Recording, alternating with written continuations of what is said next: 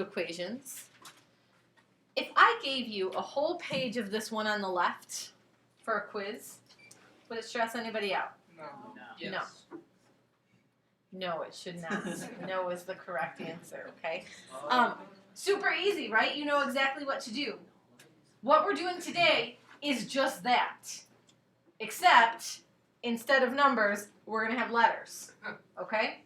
But it's the same concept. Now, I have a theory about this. Mrs. Elsie and I were talking about this the other day, about why this lesson is so much harder for students than the regular equation solving lesson. It's not really harder. But with equation solving, you know what your answer is going to look like. Your answer is going to be x equals 5, or x equals 10, or x equals some number.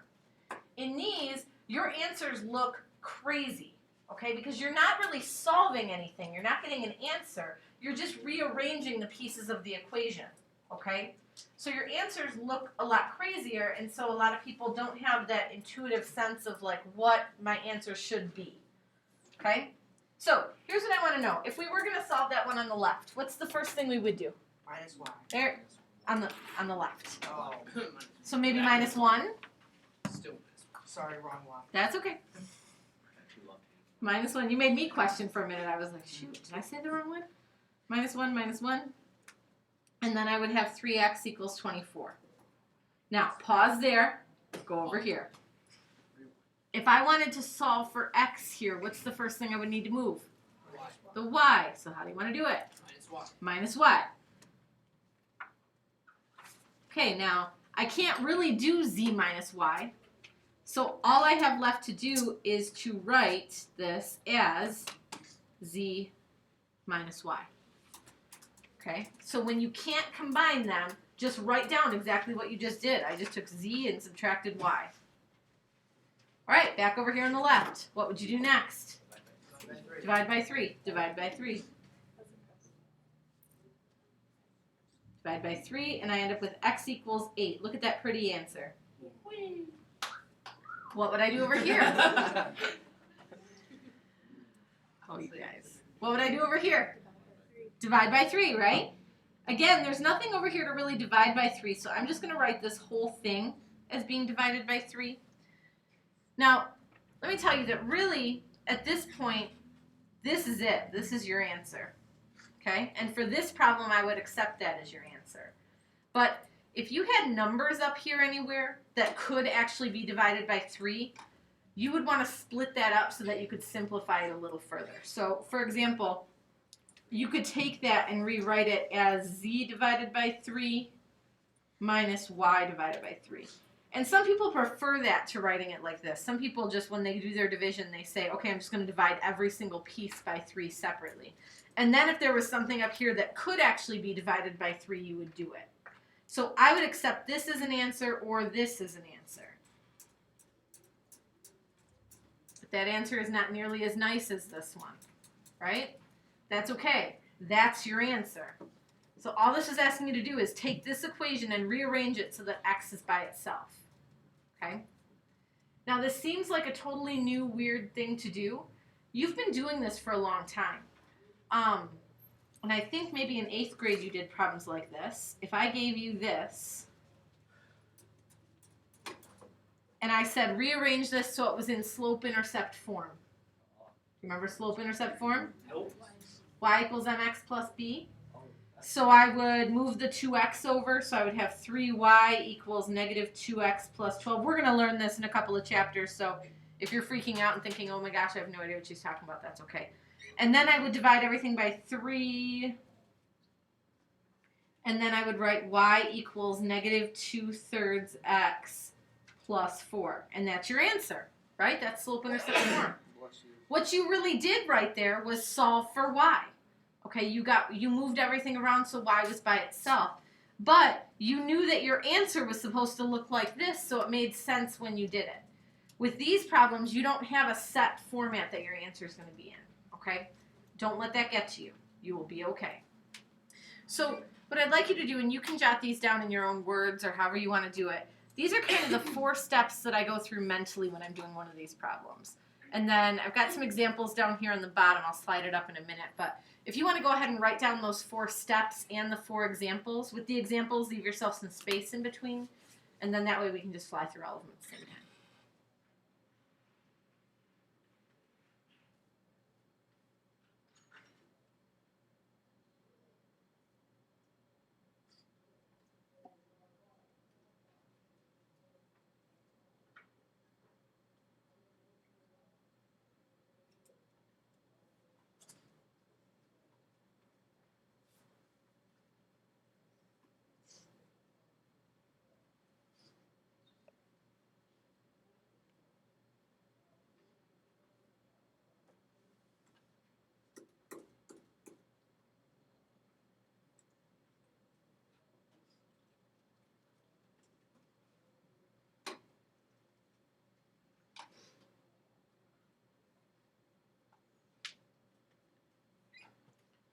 So as you're approaching one of these problems, as I hand you one of these and say, here, solve this for M, or solve this for V, or whatever letter you're looking for, that, when it says solve for something, that's what you're trying to isolate, meaning that's what you want to get by itself. Imagine that is like cemented in the ground, and you need to clear everything out away from it, okay? So then what needs to be moved? Everything that's on the same side is whatever you're trying to isolate. And then think about mathematically, how are those things attached? So let's go back to that example you had up here. It was 3x plus y equals z. And I had told you that we were solving for x. So x is going to stay put, and the 3 and the y got to go. Okay? So then think about, how is that y attached? Well, it's attached with addition. So how am I going to undo that? Those are those inverse operations we talked about. How do you undo addition?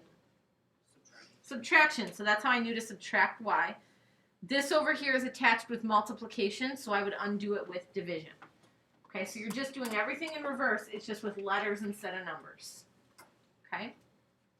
So that first example, f equals 32 plus 1.8c, and I want to solve for c. So this guy's staying put. So what needs to move? The 32 and what else? The 1.8. So let's start with the 32. How do you want to move the 32? Okay, so let's subtract 32. Subtract 32. Over here, all I can really do is write this as f minus 32 equals 1.8c. Still trying to get c by itself, so now what do I need to do? Okay, divide by 1.8, and what I would probably do over here is write each one of these separately as being divided by 1.8, and here's why I'm going to do that. I'm going to kind of move over here to the side so I don't get too messy. Rewrite this as c equals f divided by 1.8 minus, what can I do here? I could actually do 32 divided by 1.8.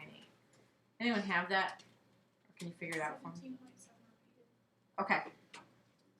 So that might be one that I maybe wouldn't simplify just because it's ugly. 17.7 you said? Mm-hmm. So let's maybe just go 17.8. Okay? Because that's so ugly, I probably would have accepted it in that, you know, in this original form too. So there you go. You solved for c. You got c by itself. Notice I'm not saying here's what c is equal to or anything like that. Okay? Does that make sense? Okay. Anyone know what that formula is talking about, by the way? That is a real formula. C and F with a 32 in there. Nobody? Celsius and Fahrenheit. Okay? It's temperature conversions. So if you had a Celsius temperature that you were trying to convert to Fahrenheit, this original equation would work better for you because you could plug in a Celsius and then evaluate and find Fahrenheit.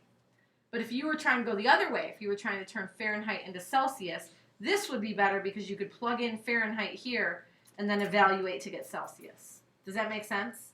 So that's one of the reasons that you would have to do something like this, is if one person's converting this way and they have this formula and you want to convert the other way, I mean, you could just plug numbers into the original and solve, but if you're going to be doing it a lot, you may just want to rewrite the formula. Okay, I kind of scribbled on my next example, but I think we can figure it out. Do you know what this one is? Come on, geometry students, make me proud. Volume of a cone. Good. Okay. Let's do. Oh, I just made it so messy. I'm gonna rewrite it here. V equals 1/3 pi r squared times h, and we are solving for h. So this is our thing that has to stay put. Okay. So all of this, 1/3 pi r squared needs to move. What's the scariest piece of that? Really? That's what second hour told me too. Okay, I hear some people questioning the r squared, okay? I don't have to worry about that square unless I'm trying to get r by itself. Am I trying to get r by itself? No. No, so that square is just going to hang out with that r, okay? It's just going to stay there the whole time. I think the fraction's the scariest. I always think the fraction's the scariest. So that's a trick question. Anytime I ask that question, it's a fraction, all right? How do I get rid of that 1/3? Izzy? That's what I would do. I would multiply by the reciprocal, which is 3/1. And 3/1 is really just 3, right? So now I have 3v equals to pi r squared h. Now I have to get rid of pi and r squared. But watch this shortcut. How are both of those things attached to my h? Multiplication, so I can get rid of them by, am I allowed to do this? Can I just divide by both? No. Yes. Yeah. Yeah. Yeah, I can divide by both of them at the same time because repeated multiplication, you can just do repeated division, okay? So gone, and now I have h by itself, so if I were to rewrite this, I would have h equals 3v over pi r squared. There's my new formula. That's volume of a cone, where the v represents volume, but where you're solving for the height. Okay, so if I handed you a volume and a radius and said find the height, this formula would work for you. Good? What do you notice about the next two examples? Same formula. Do you know what they are? Area of a trapezoid. Very good.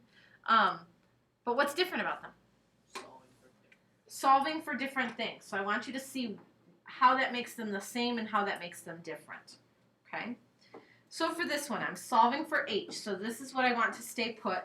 So what should I get rid of first, do you think? I would get rid of the half. How do you want to do that? Multiply by 2. Sure. Multiply by 2/1. Multiply by 2. So now I have 2a equals h times b1 plus b2. Okay. I'm trying to get h by itself. So what junk do I still need to get rid of? Yeah, the parentheses. Now, anyone thinking subtraction? Good, trick question. I'm not thinking subtraction. Subtraction would work to separate these two. But how is this whole thing attached to the h? Multiplication. So how can I get rid of it? Exactly. Quick warning here. Resist the urge to distribute. Okay? I have so many people look at this and want to distribute that h. Well, then you've got h in two places. And you can't get h by itself if there's two of them floating around out there. So resist the urge to distribute. Let's divide by b1 plus b2. Divide by b1 plus b2. Did I do it? Is h by itself? Yeah. Yep. Okay, so now I have h equals 2a over b1 plus b2. Okay, good?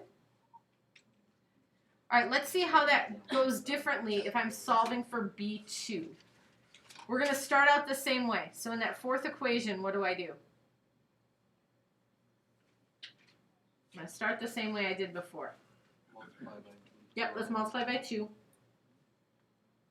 So now I have 2a equals h times b1 plus b2. All right, so I need to get rid of the h and I need to get rid of the b1. Am I going to distribute? No, you're attaching more stuff to b2. Don't do that, okay? Don't distribute. I need to get rid of h and I need to get rid of b1. But do you see how b1 and b2 are locked in those parentheses? Yes. I can't get them out of the parentheses until the guard is gone. Who's the guard? H. Let's get rid of h. Okay? The parentheses are the jail cell. Come on, people. Stick with my metaphors here. Okay. So I'm going to get rid of h by dividing. Let's move over here.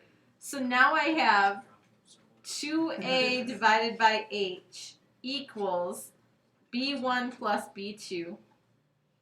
And they are breathing a sweet sigh of relief because they are no longer locked in those parentheses.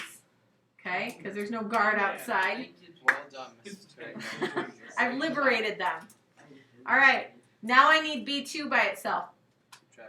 Subtract b1. Now I'm going to subtract. Now over here, be careful. This looks weird right here, so let me rewrite it. That's not too low. You're okay. You want to make sure that when you're subtracting from a fraction, that the subtraction is outside of the fraction. That you're not putting that on the top or the bottom. Because it's like that fraction was already sitting there, and then I went over and took away b1. I'm not taking that away from the top or the bottom. I'm taking it away from the whole thing. And then that equals b2. And as long as b2 is by itself, I'm done. Okay? How you feeling? Good. Okay. Let's see here.